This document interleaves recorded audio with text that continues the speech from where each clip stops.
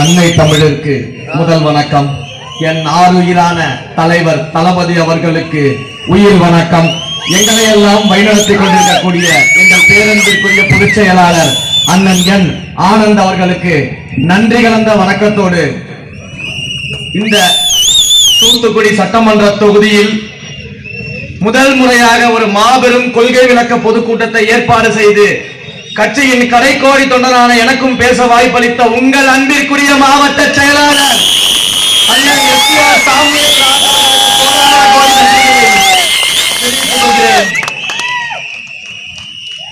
எனக்கு முன்னால் பேசிய அன்பிற்குரிய அக்கா சுபத்ரா அவர்களுக்கும் அக்கா மயூரி அவர்களுக்கும் என்னுடைய மனமார்ந்த நன்றிகளையும் பாராட்டுகளையும் தெரிவித்துக் கொள்கிறேன்.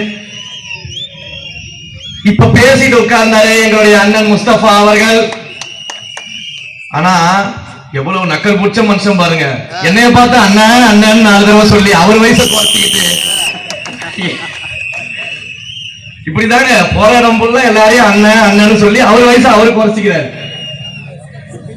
இடி முழக்கம் போல ஒரு மாபெரும் உரையை நிகழ்த்தி அமர்ந்து கொண்டிருக்கக்கூடிய அண்ணன் முஸ்தபா அவர்களுக்கு என்னுடைய மனமார்ந்த நன்றிகளையும் பாராட்டுகளையும் தெரிவிச்சுக்கிறேன். நான் கூட எந்திரிக்கும் போதே கேட்டேன், அண்ணன் நீங்க முஸ்லீம் லீக் கட்சியினுடைய தலைவரா இருக்கீங்க, எதுக்கு நான் தாவேகா துண்டு போட்டிருக்கீங்கன்னு நான் கேட்டேன். எதுக்கு நான் தாவேகா துண்டு போட்டிருக்கீங்க? இப்ப என்ன சொல்லுவாங்க பாரு, அண்ணன் தாவேகா கொடியை போட்டு உட்கார்ந்திருக்காரு, அவர் முஸ்லீம் லீக் கட்சி, ஆனா தாவேகா துண்டு போட்டிருக்காருன்னு சில பேர் கேள்வி கேட்பான். அதுக்கு அவர் என்ன தெரியுமா பதில் சொன்னாரு என்கிட்ட, இப்போ இந்த தாவேகாவுடைய துண்டு அப்படின்றது ஒரு கட்சிக்கான துண்டு கிடையாது, ஒட்டுமொத்த தமிழ்நாடு மக்களுக்கான ஒரு கட்சிதான் அப்படின்னு சொன்னாரு. அது ஒரு கட்சியின் சின்னம் கிடையாது, ஒரு கட்சியின் துண்டு கிடையாது, அது மக்களுக்கானது, மக்கள் அரசியலுக்கானது, இந்த ஜனநாயகத்திற்கானது. அதனால நான் தைரியமா அதை துண்ட மாறிட்டு பேசுறேன்னு சொன்னேன். ஒரு அன்பிற்குரிய ஆதரவாளர் அன்பிற்குரிய அண்ணன் முஸ்தபா அவர்களுக்கு கரகோஷத்தை எழுப்பி உங்களுடைய வாழ்த்துக்களை தெரிவித்தேன்.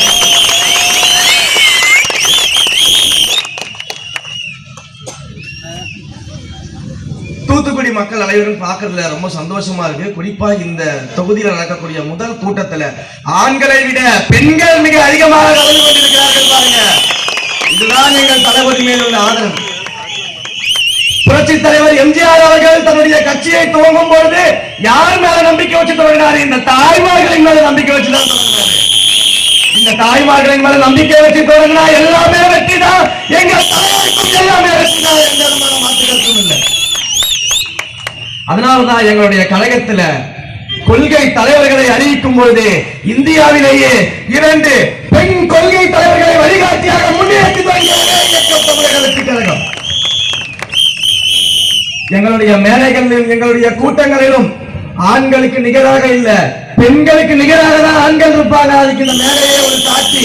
முக்கிய பொறுப்புகளில் 2 பெண்மைகளை அமர்த்தி அழகு பார்த்திருக்கக்கூடியவர் எங்களுடைய தலைவர் அவர்கள்.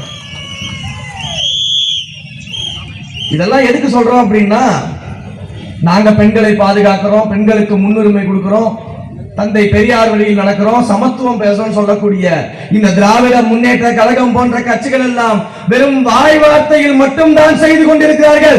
எங்கள் தலைவர் அமைதியாக இருந்தாலும் செயலிலே நிரூபித்துக் கொண்டிருக்கிறார் அப்படிங்கிறதுக்காக நான் சொல்லிக்கிட்டு இருக்கேன். தமிழ்நாட்டில் இருக்கக்கூடிய மக்கள் எந்த தொகுதியாக இருந்தாலும் சரி, நம்ம எல்லாரும் ஒண்ணுதான். ஏன்னா எல்லாரும் ஒரே மாதிரியான ஒரு அவல ஆட்சியில தான் வாழ்ந்துகிட்டு இருக்கிறோம். எல்லாருக்கும் இருக்கக்கூடிய பிரச்சனைகள் தான், எல்லா இடங்களிலும் இருக்கக்கூடிய பிரச்சனைகள் தான். இவ்வளவு தாய்மார்கள் இன்றைக்கு இருக்கிறீங்க, இவ்வளவு தாய்மார்கள் இருக்கிறீங்களே, உங்களுடைய மனசாட்சியை தொட்டு சொல்லுங்க. உங்க வீட்டில் இருக்கக்கூடிய பெண் குழந்தைகளையும் பெண்களையும் இளம் பெண்களையும் தினசரி காலையில பள்ளிக்கு தைரியமா அனுப்ப முடியுதா? மாணவிகள் நிம்மதியா கல்லூரிக்கு போயிட்டு வர முடியுதா? இளம் பெண்கள் வேலைக்கு போயிட்டு வர முடியுதா? ஏன்னா அப்படிப்பட்ட ஒரு ஆட்சி நடந்துகிட்டு இருக்கு. பெண்களுக்கு பாதுகாப்பு இல்லாத ஒரு ஆட்சி. குறிப்பாக இந்த தூத்துக்குடி மாவட்டத்தில் மட்டுமே கடந்த 4 ஆண்டுகளில் போக்சோ வழக்கு மிக அதிகப்படியான எண்ணிக்கையில் பதிவாகி இருக்கிறது. இதற்கெல்லாம் அடிப்படை காரணம் என்ன? மதுபானமும் கஞ்சா புழக்கமும். சிந்திச்சு பாருங்க. எல்லாருக்கும் 1000 ரூபாய் கொடுத்தேன் அப்படின்னு முதலமைச்சர் மு.க. ஸ்டாலின் அவர்கள் சொல்றாரு இல்லையா? என்ன சொல்லி ஆட்சிக்கு வந்தாரு? நாங்க ஆட்சிக்கு வந்தா ஒவ்வொரு வீட்டில் இருக்கக்கூடிய குடும்ப தலைவிகளுக்கு 1000 ரூபாய் தருவேன்னு சொன்னாரா இல்லையா? எல்லாருக்கும் கொடுத்துட்டாரா? இங்க இருக்க எல்லாருக்கும் வந்துருச்சா? என்னங்க எல்லாரும் இல்லங்கிறீங்க, அப்ப யாருக்கு தாங்க கொடுத்தாரு? ஆட்சிக்கு வந்த உடனே தகுதி வாய்ந்த பெண்களுக்கு மட்டும்தான் நாங்க 1000 ரூபாய் கொடுப்போம் அப்படின்ட்டு ஏமாத்து வேலை. இப்படி பொய் பிரச்சாரம் செய்து மக்களை ஏமாற்றி ஆட்சிக்கு வந்திருக்கிறார் முத்துவேல் கருணாநிதி ஸ்டாலின் அவர்கள். சரி, என்னதான் தகுதி இருக்கணும் அப்படின்னு நாங்களும் திமுகவினரை கேட்கிறோம், மத்தவங்க எல்லாம் கேட்கிறோம். என்னதாங்க தகுதி அடிப்படையில் நீங்க 1000 ரூபாய் கொடுக்குறீங்க அப்படின்னா திமுக காரங்களா இருக்கணுமா, அப்பதான் 1000 ரூபாய் கொடுப்பாங்க. கஷ்டப்படுற ஏழை பெண்களுக்கு 1000 ரூபாய் கொடுக்க மாட்டாங்க, பூக்கடை வச்சிருக்கவங்களுக்கு 1000 ரூபாய் கொடுக்க மாட்டாங்க, தினசரி கூலி வேலைக்கு போகக்கூடிய பெண்களுக்கு 1000 ரூபாய் கொடுக்க மாட்டாங்க. திமுக காரர்கள் இருந்தா 1000 ரூபாய் கொடுத்துருவாங்க. இதுலதான் இவன் புதுசா 5000 ரூபாய் போட்டாங்க. காலங்காத்தால எந்திரிச்ச உடனே 5000 ரூபாய் போட்டிருக்கேன், 3 மாச தவணையும் சேர்த்து போட்டுட்டேன், கோடை காலத்துக்கு சிறப்பு தொகையா 2000 ரூபாய் போட்டிருக்கேன், எல்லாரும் என்ஜாய் பண்ணுங்க அப்படின்னு மு.க. ஸ்டாலின் ஒரு வீடியோ போடுறாரு. மக்களை சிந்திச்சு பார்க்கணும். இது அனைத்தும் யாருடைய பணம்? இதெல்லாம் யாருடைய பணம்? திரு மு.க. ஸ்டாலின் கோபாலபுர குடும்பத்திலிருந்து சேர்த்த பணமா இதெல்லாம்? திரு உதயநிதி ஸ்டாலின் ரெட்ஜெயந்த் மூலமாக சம்பாதிச்ச பணமா இதெல்லாம்? நாம கட்ட வரி பணம். இங்க இருக்கக்கூடிய ஆத்தா இருக்கீங்களே, அம்மா இருக்கீங்களே, அக்கா இருக்கீங்களே, நீங்க வாங்கக்கூடிய சேலைக்கு கட்டுற வரி பணம், நீங்க வாங்கக்கூடிய மளிகை சாமானுக்கு கட்டக்கூடிய வரி பணம், நீங்க வாங்கக்கூடிய அரிசிக்கு கட்டுற வரி பணம், இந்த வரி பணத்தை எல்லாம் திரும்ப உங்ககிட்டயே கொடுத்துட்டு பெருமையா வேற வீடியோ போட்டுட்டு இருக்காரு. ஆனா இதுல சூட்சமமான ஒரு விஷயத்தை நீங்க பாத்துக்கணும். இததான் நீங்க சிந்திச்சு பார்க்கணும். ஏன் தூத்துக்குடியில கடந்த 4 வருஷமா யாருக்கும் கோடை காலமே வரலையா? 4 வருஷமா வெயிலே அடிக்கலையா? கஷ்டமே படலையா? என்ன காஷ்மீர் மாதிரி குழு குழுன்னு இருந்தீங்களா தூத்துக்குடியில எல்லாரும்? அது எப்படிங்க தேர்தலுக்கு முன்னாடி மட்டும் உங்களுக்கு கோடை காலம் வருது, நீங்க எக்ஸ்ட்ரா 2000 சேர்த்து கொடுக்குறீங்க? அண்ணனே அடுத்த வருஷம் அடிக்காது, 60 நாள்ல முடிஞ்சிருன்றாரு அண்ணன். 60 நாள்ல சூரியன் மறைஞ்சிரும், வெயில் அடிக்காதுங்கிறாரு அண்ணன்.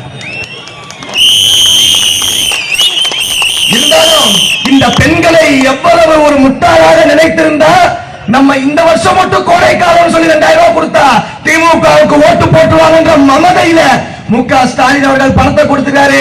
அதே மு.க. ஸ்டாலின் அவர்களுக்கு நான் சவால் விட்டு சொல்றேன், 5000 இல்ல 50000 ரூபாய் அக்கவுண்ட்ல போட்டாலும் 5 ரூபாய் விசிலிக்கலாம் இந்த மக்களுடைய வாக்கு. அதனாலதான் அண்ணன் சொன்ன மாதிரி இந்த விசில் சத்தம் வந்து அவங்களை தூங்கவே விட மாட்டேங்குது. யாருமே விசில் அடிக்க கூடாதாங்க நாட்டுல. புதுசா இருக்குதுங்க. கிரிக்கெட் ஸ்டேடியத்துக்கு விசில கொண்டு போனா விசில தடை பண்ணிடுறாங்க. பாவம் 2 அம்மா வாசல்ல விசில் விட்டு கடை போட்டு இருந்தா அந்த கடையை சீஸ் பண்ணி கொண்டு போயிட்டாங்க விசில் விற்க கூடாது. அடுத்தது போலீஸ்காரங்க விசில் அடிக்க கூடாது. போலீஸ்காரங்க நைட்ல ரோந்துக்கெல்லாம் போகும்போது விசில் அடிக்க கூடாது. நைட்ல கூர்க்கா வந்தா விசில் அடிக்க கூடாது. குப்பை வண்டிக்காரங்க தூய்மை பணியாளர்கள் வந்தா விசில் அடிக்க கூடாது. உடனே ஐயா மு.க. ஸ்டாலின் அவர்கள், சிம்ரன் எங்கேயுமே ரெட் லைட் எரியக்கூடாது அப்படிங்கிற மாதிரி என் வீட்டுல கூட குக்கர் சவுண்ட்ல விசில் கேட்க கூடாது, குக்கரை மாத்து அப்படின்னு. இப்படியாக விசிலுக்கு பயப்படுவீங்க? கேட்டா 75 ஆண்டு கால கட்சி, 75 ஆண்டு கால கட்சி அப்படிங்கிறீங்க. அப்ப நம்ம எந்த அளவுக்கு மக்கள்கிட்ட சென்று சேர்ந்திருக்கிறோம் அப்படிங்கிறதுக்கு இது ஒரு மிகப்பெரிய உதாரணம். எவ்வளவு தூரம் இந்த ஆட்சியாளர்கள் அஞ்சு நடுநடுங்கி கொண்டிருக்க கூடாது அப்படின்றதுக்கு இது ஒரு மிகப்பெரிய உதாரணம். ஏன் இப்படி அஞ்சு நடுநடுங்கி கொண்டு இருக்காங்கன்னா ஆட்சி சரியா செய்யல, எந்த விதமான செய்யலும். எத்தனை இடத்துல சட்ட ஒழுங்கு பிரச்சனைங்க பார்க்கும் போதே நெஞ்செல்லாம் பதபதைக்குது. ஏன் இதே தூத்துக்குடி மாவட்டம், திருநெல்வேலி மாவட்டங்கள் அவ்வளவு கனிம வள கொள்ளைகள் நடக்கும். இவ்வளவு இஸ்லாமிய சகோதரர்கள் இருக்கு, நீங்க வக்ஃபு சொத்துக்களை அத்தனை இடங்கள்ல இந்த ஆளுகின்ற ஆட்சியாளர்கள் சுரண்டி கொண்டிருக்கிறார்கள். இதையெல்லாம் எதிர்த்து ஒரு சமூக செயற்பாட்டாளர் போராடுறார். நினைச்சு பாருங்க, அந்த சமூக செயற்பாட்டாளர் வீடியோ போடுறாரு. என்னை கொலை செய்வதற்கான அனைத்து முயற்சிகளும் நடந்து கொண்டிருக்கிறது, என்னை எப்படியாவது கொலை செய்யறதுன்னு காத்துக்கிட்டு இருக்கிறாங்க, என்னை எப்படியாவது காப்பாற்றுங்க வீடியோ போட்டவரை காப்பாற்ற முடியாத ஒரு ஆட்சி நடத்தி கொண்டிருக்கிறார் மு.க. ஸ்டாலின் அவர்கள். கேட்டா காவல்துறை என் கையில் இருக்குது, இரும்பு கரம் வச்சிருக்கிறேன் அப்படிங்கிறார். என்ன இரும்பு கரம் துருப்பிடிச்சு போயிருக்கா? இரும்பு கரத்தை தூக்க முடியும் அவங்களால? சிந்திச்சு பார்க்கணும். நாட்டுல எங்க பார்த்தாலும் கொலை, கொள்ளை, கற்பழிப்பு, இப்படி எல்லா வகையிலான அட்டூழி நடந்துகிட்டு இருக்கு. எப்படிங்க மக்கள் வந்து பார்த்து சிந்திச்சுட்டு இருப்பாங்க? எப்படி மக்கள் பார்த்துட்டு இதெல்லாம் பொறுத்துட்டு போவாங்கன்னு நினைச்சுட்டு இருக்கீங்களா? கேட்டா காவல்துறை கையிலேயே வச்சிருக்கிறாங்க. என்ன பண்ண போறீங்க காவல்துறை கையில வச்சு? ஏன் இதே தூத்துக்குடி மாவட்டத்துல செய்திகள்லாம் நீங்க எடுத்து பாத்தீங்கன்னா தெரியும், எவ்வளவு கஞ்சா புழக்கம் அதிகரிச்சிருக்கு, எத்தனை இடங்கள்ல கஞ்சா பறிமுதல் செய்யப்படுது, இந்த கஞ்சாவால எத்தனை இடங்கள்ல சட்ட ஒழுங்கு பிரச்சனை நடந்துகிட்டு இருக்கு. எப்படி ஸ்டாலின் அவர்கள் கண்ட்ரோல் பண்ணுவாரு? எப்படி கண்ட்ரோல் பண்ண தெரியுமா? இந்த நம்ம ஊர்ல ஒரு பழமொழி சொல்றாங்க, ஞாபகம் இருக்கா அவங்களுக்கு? ஒருத்தனுக்கு பகல்லையே பசுமாடு தெரியாதான், ராத்திரில அவனுக்கு எப்படா எலுமாடு தெரியும்னு சொல்லி ஒரு பழமொழி சொல்லுவாங்க. அந்த மாதிரி இவர் சொந்த கட்சிக்குள்ளேயே நேஷனல் லெவல்ல கஞ்சா வைக்கக்கூடிய ஒரு ஆளை நிர்வாகியா வச்சிருந்தவர் திரு மு க ஸ்டாலின் அவர்கள். எப்படி தமிழ்நாட்டில் கஞ்சா ஒழிப்பீங்க? இதுல மதுபான கடைகளை ஒழிச்சிருவாங்க. இதுல மதுபான கடைகள், குறிப்பாக இந்த தொகுதியில சட்டமன்ற உறுப்பினர் ஒரு பெண், நாடாளுமன்ற உறுப்பினர் ஒரு பெண். அந்த நாடாளுமன்ற உறுப்பினர் அவர்கள் கடந்த காலத்துல பேசுறாங்க. அதை நான் சொல்றதை விட வீடியோவா பிளே பண்றேன், நீங்களே கேளுங்க என்ன பேசுறாங்க. நாங்கள் அமல்படுத்துவோம் என்று அறிவித்த உடனேயே திராவிட முன்னேற்ற கழகத்தில் இருக்கக்கூடியவர்கள், மது ஆலைகளை நடத்தக்கூடியவர்கள் அல்லது அவர்கள் உறவினர் நடத்தினா கூட இதை நிச்சயமாக நாங்கள் மூடிவிடுவோம் என்று அவர்கள் தெளிவாக சொல்லியிருக்காங்க. நாங்க மூட மாட்டோம், மற்ற மாநிலங்களுக்கு அனுப்புவோம் அப்படிங்கிறது கூட சொல்லாம நாங்க இதை மூடி விடுவோம் என்று தெளிவாக அவர்கள் அறிவித்திருக்கிறாங்க. மதுவிலக்கு கொண்டு வருவோம்னு இந்த தேர்தல்ல இது போன வாரம், இப்ப அக்கா சொல்றது இந்த வாரம். ஆட்சிக்கு முன்னாடி நாங்கள் ஆட்சிக்கு வந்தால் மதுபான கடைகள் எல்லாம் மூடிடுவோம், திமுக காரங்க கட்சி நடத்துல அவங்க நடத்தக்கூடிய மதுபான ஆலைகள் எல்லாம் மூடிடுவோம், எல்லாத்தையும் செஞ்சுவோம் அக்கா கனிமொழி பேசினாங்க. அது போன வாரம். இப்ப இந்த வாரம் என்ன சொல்றேன் பார்ப்போம். சொல்றதாக எனக்கு தெரியல, குறைக்கப்படும் அப்படிங்கிறதுதான் கொடுக்கப்பட்ட வாக்கு. என்னடா என்னமா இது?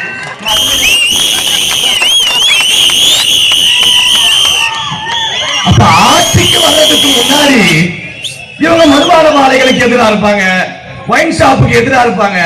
ஆட்சிக்கு வந்த உடனே எங்க அப்பா திரு மு க ஸ்டாலின் அவர்கள் தெருவுக்கு 2 பள்ளிக்கூடம் கூட திறக்கல, தெருவெங்கும் 4 டாஸ்மாக திறந்து வச்சுட்டு குடியரா ராஜா குடியரா ராஜா சீரழிச்சு கொண்டு இருக்காரு. ஐயா காமராஜர் ஐயா உடைய பேத்தி நம்மிடையே இருக்கிறாங்க நம்முடைய கழகத்துல. ஐயா காமராஜர் யாரு?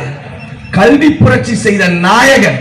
அவர் படிக்காத மேதை இல்ல, எல்லாரையும் படிக்க வைத்த மேதை. ஐயா காமராஜர் அவர்கள் எதற்காக போராடினார்? என் குழந்தைகள், என் சமூகத்தில் இருக்கக்கூடிய தமிழ்நாட்டில் இருக்கக்கூடிய தமிழ் குழந்தைகள் எல்லாம் படிக்கணும், கிராமங்கள் எல்லாம் பள்ளிகளை தரங்க, கிராமங்கள் எல்லாம் சாப்பாடு போட்டு அவங்களை படிக்க வைங்க, கல்வியை கொடுங்க அப்படின்னு கல்விக்காக போராடியாரே அவர் கல்வி தந்தை. படிக்கக்கூடிய மாணவர்கள் எல்லாம் குடிக்க வைக்கிறதுக்கு டாஸ்மாக ஓபன் பண்ற நீங்க தந்தையா? உங்களை யாரா அப்பான்னு கூப்பிடுவாங்களா? கூப்பிடுவீங்களாப்பா யாராச்சும்?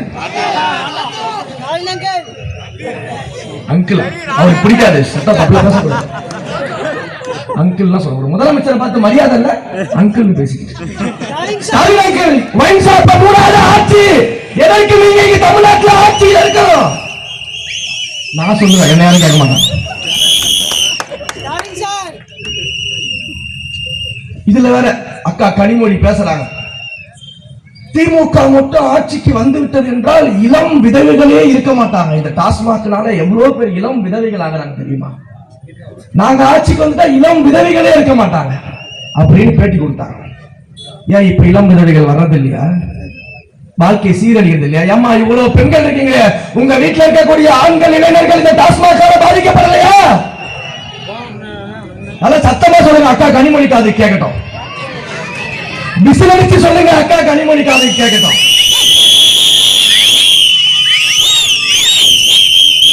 மாவட்ட அக்கா கனிமொழி காதுல கேட்டிருக்கோம்னு நினைக்கிற விசில் சவுண்டு.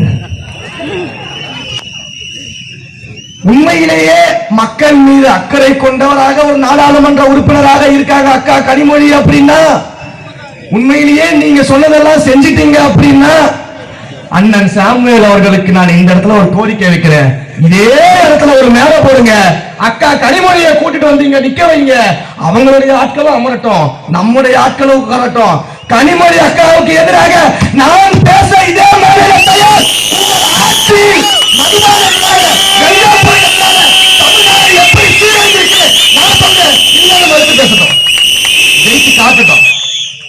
நடக்கவே நடக்காது. அததான் முன்னாடி பின்னாடி வீடியோ பார்த்தேன், போன வாரம் இந்த வாரம். எப்படி நடக்கும்? கடல்லையே இல்லையா அப்படின்றாங்க. இப்படிப்பட்ட இடையில ஒரு நாடாளுமன்ற உறுப்பினர், அடுத்து சட்டமன்ற உறுப்பினர் ஒரு அக்கா இருக்கிறாங்க.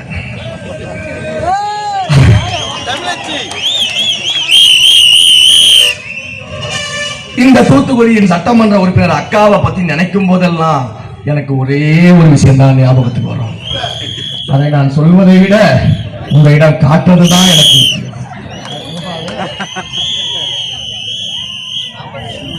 இந்த தொகுதியின் சட்டமன்ற உறுப்பினர் அக்கா அவர்களே, உங்களை பார்க்கும் போதெல்லாம் இதானே ஞாபகத்துக்கு வருது. எனக்கு உங்களை பார்க்கும் போதெல்லாம் இந்த முட்டை தான் ஞாபகத்துக்கு வருது. ஏன் எல்லாருக்கும் தெரியும்ல, எல்லாருக்கும் தெரியும், இருந்தாலும் சொல்லிடுறேன்.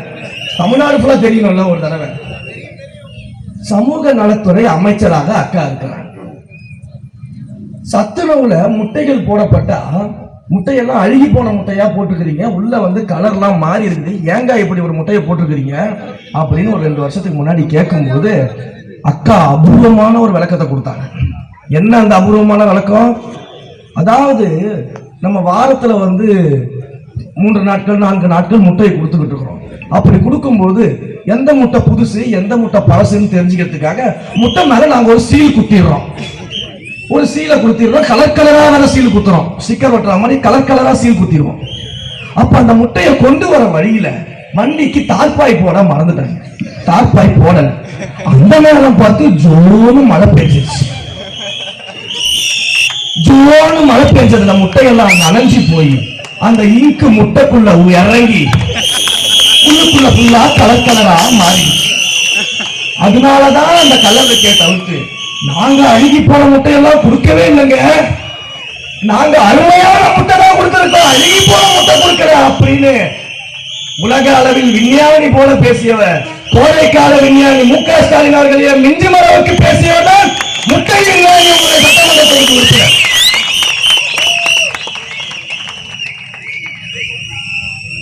தூத்துக்குடி மக்களே, உங்களெல்லாம் நினைச்சு பரிதாபப்படுறதா சிரிக்கிறதா எனக்கு தெரியல. கவலை வேணாம். இன்னும் 60 நாள்ல இந்த ஆட்சியை அவர்களை முடிவு கட்டி தமிழக வெற்றி கழகத்தின் ஆட்சி அமைய இருக்கிறது. நம்முடைய தலைவர் தளபதி அவர்கள் முதலமைச்சராக வர இருக்கிறார். இந்த முட்டையை பத்தி தெரியாம சின்னவர் வேற முட்டையை தூக்கி காமிப்பாரு. இப்படி அப்பப்போ எங்க சின்னவர் இளவரசர் அப்படின்னு கும்பிடு போட்டுக்கிட்டே இருப்பாங்களே திரு உதயநிதி ஸ்டாலின், அவர் வேற முட்டையை தூக்கி காட்டுவாரு. அதனால நீங்க என்ன பண்ணணும், ஓட்டு கேட்டு திமுக காரங்க வீட்டு வாசல்ல வரும்போது இதே முட்டையை தூக்கி தூத்துக்குடியில காட்டணும். ஐயா, இது அழுகி போன முட்டை இல்ல, உங்க ஆட்சிக்கு 5 வருஷத்துல நாங்க கொடுக்கிற மார்க் இந்த முட்டை. இந்த முட்டையை கையோட வாங்கிட்டு வீட்டுல போய் உட்காருங்க, எங்க தலைவர் தளபதி நல்லாட்சி கொடுக்கிறாரு, விசில் சின்னத்திற்கு வாக்களிக்க வேண்டிய கட்டாயம் நமக்கு இருக்கிறது. தம்பி பத்திரமா வைப்பா, மழையில நனைஞ்சு உள்ளே கலர் ஆயிடும் போது நாங்க சீல்லாம் போட மாட்டோம். இப்ப இப்படிப்பட்ட ஒரு அவல நிலையில ஒரு ஆட்சி கிண்டலுக்கு மட்டும் இல்ல, சிந்திச்சு பார்ப்போம். இதே தூத்துக்குடியில, இந்த தூத்துக்குடி சட்டமன்ற தொகுதியில எத்தனை தொழிற்சாலைகள் புதுசா வந்திருக்கு, எத்தனை பேர் தொழிற்சாலை இங்க கொண்டு வந்து இந்த தூத்துக்குடி மேலும் செறிவானம் அடைவதற்காக வேலை செய்யப்பட்டிருக்கு. அக்கா சட்டமன்ற உறுப்பினர் சொல்ல தயாரா? இங்க இவ்வளவு இளைஞர்கள் இருக்கிறாங்களே, இங்க இவ்வளவு இளம் பெண்கள் இருக்கிறாங்களே, எத்தனை பேருக்கு நிரந்தர வேலை வாய்ப்பு இருக்கு?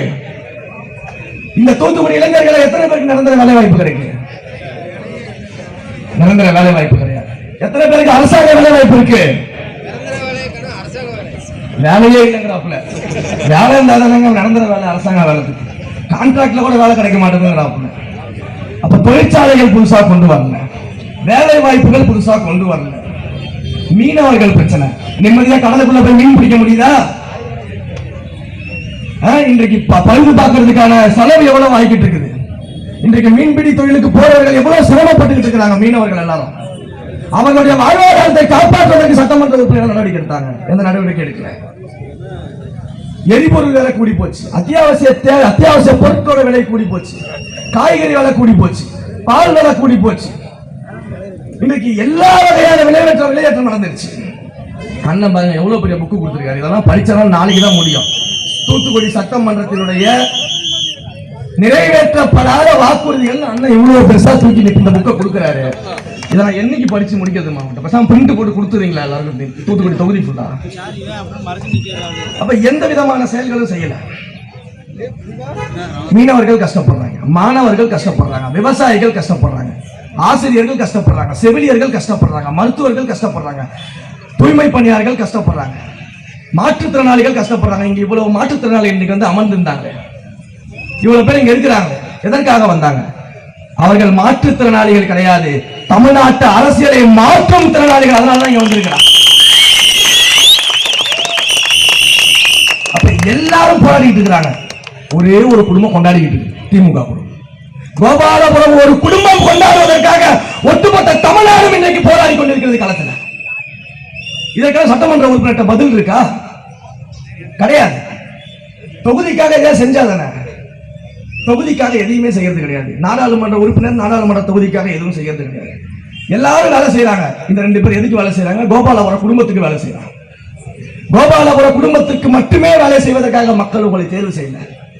மக்களுக்காக வேலை செய்யணும் தான் தேர்வு செஞ்சாங்க. ஆனால் இது எதுவுமே இங்க நடக்கல அப்படிங்கறத சோகம். இதெல்லாம் நீங்க சிந்திச்சு பார்க்கணும். சிரிக்கிறதுக்கு மட்டும் இல்ல, நீங்க சிந்திச்சு பார்க்கணும் அப்படின்றதுக்காக தான் இதெல்லாம் நம்ம சொல்லிக்கிட்டு இருக்கிறோம். இன்னொரு 2 நிமிஷம் முடிச்சிடுறேன். இப்ப இந்த அளவுக்கு ஒரு அவல ஆட்சி நடந்துகிட்டு இருக்கு. இந்த அளவுக்கு எல்லா வகையிலும் மக்கள் பாதிக்கப்பட்டிருக்காங்க, போராடிக்கிட்டு. இந்த நேரத்துல நம்ம எடுக்கக்கூடிய உறுதிமொழி என்ன? இந்த ஆட்சி அப்படின்றது மீண்டும் தொடர்ந்துச்சு அப்படின்னா அடுத்த தலைமுறையை நம்மளால காப்பாற்றவே முடியாது. நம்ம வெறும் 2026 தேர்தல்ல ஆட்சி மாற்றத்திற்காக மட்டும் களத்துக்கு வரல, அடுத்த தலைமுறை நல்லா வாழ்வதற்கான அரசியல் மாற்றத்திற்காக நம்ம களத்துக்கு வந்திருக்கோம். அரசியல் மாற்றத்தை நாம் உருவாக்க வேண்டும்.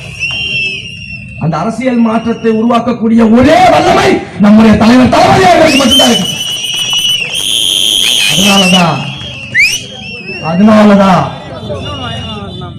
நம்முடைய தளபதி மிகப்பெரிய ஒரு அரசியல் ஆளுமை, மக்களின் அன்பை பெற்ற தலைவர், மக்களின் ஆதர்ச நாயகன். அவரை ஒரு காலமும் களத்துல வீழ்த்த முடியாது தெரிஞ்சதனாலதான் தலைவர் மீது அவதூறுகளையும் ஆபாசத்தையும் இடி சொற்களையும் கேலியையும் கிண்டலையும் இன்றைக்கு திமுக அரசு கட்டமைத்து விட்டுக் கொண்டிருக்கிறது. இதுக்கெல்லாம் பார்த்து பயப்படுற ஆளா எங்க ஆளு? இதுக்கெல்லாம் பார்த்து பயப்படுறவரா எங்க தலைவரு? இதுக்கெல்லாம் பார்த்து பயப்படுறவரா இருந்தாருன்னா எங்க தலைவரோட அரசியல் கட்சியை தொடங்கி திமுக அரசியல் எதிரின்னு சொல்லியிருக்க மாட்டாரு. வெளிப்படையா திமுக அரசியல் எதிரின்னு சிங்கம் போல கட்சிட்டு கலத்துக்கு வந்தாரு தலைவர்.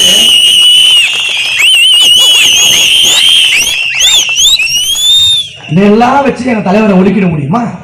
இதையெல்லாம் வச்சு எங்க கட்சியை ஒதுக்கிட முடியுமா? இதையெல்லாம் வச்சு எங்க தலைவரை வந்து வெற்றி பெற விடாமல் நீங்க செய்திட முடியுமா? வாய்ப்பே இல்ல ராஜா, வாய்ப்பே இல்ல. தமிழ்நாடு மக்கள், தாய்மார்கள், பெண்கள், இளைஞர்கள், மாணவர்கள் எங்கள் தலைவர் கூட நிற்கிறாங்க. அவங்களுக்கு தெரியும். அவங்களுக்கு என்ன தெரியும்? டிஎம்கேனா டகால்டி முன்னேற்ற கழகம்னு அவங்களுக்கு தெரியும். அதனால உங்களுடைய டகால்டி வேலைகள் எதுவுமே தமிழ்நாட்டில் இனி பலிக்கப்போவது கிடையாது.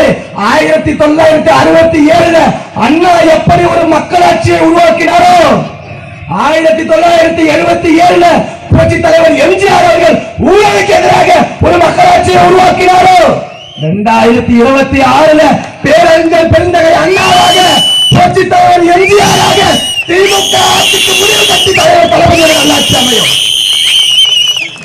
எந்த விதமான மாற்று கருத்தும் கிடையாது. அதற்கு நீங்கள் செய்ய வேண்டியது எல்லாம் ஒற்றுமையாக, தூத்துக்குடி தொகுதியை பொறுத்தவரைக்கும் அனைவரும் ஒற்றுமையாக இருந்து உங்களுடைய மாவட்ட செயலாளரின் கரத்தை வலுப்படுத்த வேண்டும். கிளைக்கழகம் முதல் ஒன்றியம், பேரூராட்சி, நகராட்சி, மாவட்டம், ஒன்றியம் அனைவரும் ஒன்று சேர்ந்து உங்கள் மாவட்ட செயலாளரின் கரத்தை வலுப்படுத்த வேண்டும். ஒற்றுமையோடு சேர்ந்து நின்றால் தூத்துக்குடி சட்டமன்ற தொகுதி தமிழக வெற்றி கழகத்தோடு.